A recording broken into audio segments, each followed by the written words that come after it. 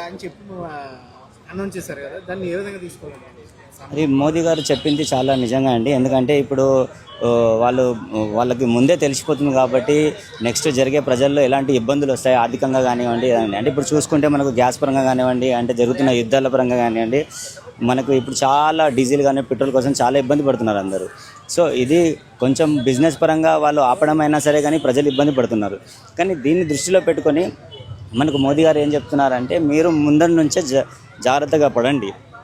జాగ్రత్త పడి మీరు వచ్చే ముందే మీరు సేవ్ చేసుకున్నట్టయితే డబ్బు కానివ్వండి, సో కొన్ని ఖర్చులు తగ్గించుకొని, సో మీ ఫ్యామిలీ కోసం ఆలోచించుకొని, అంటే అక్కడిక్కడ వృధా ఖర్చులు చేయకుండా, సో బంగారం కూడా తక్కువ కొనండి, భూమిని ఎక్కువ కొనండి అని కూడా చెప్పడం జరిగింది. అంటే తెలిసిపోతుంది అన్నమాట. అంటే ఏదైనా సరే మనం బయట నుంచి తెచ్చుకొని ఇక్కడ ఎక్కువ రేటులో మనం మీకు ఇవ్వడం కంటే ఇబ్బంది కదా, అన్ని రేట్లు పెరిగిపోవడము మళ్ళీ అది జరగడం. సో అలా కాకుండా మనకి ఎలా నడుస్తుందో అలా నడవడం.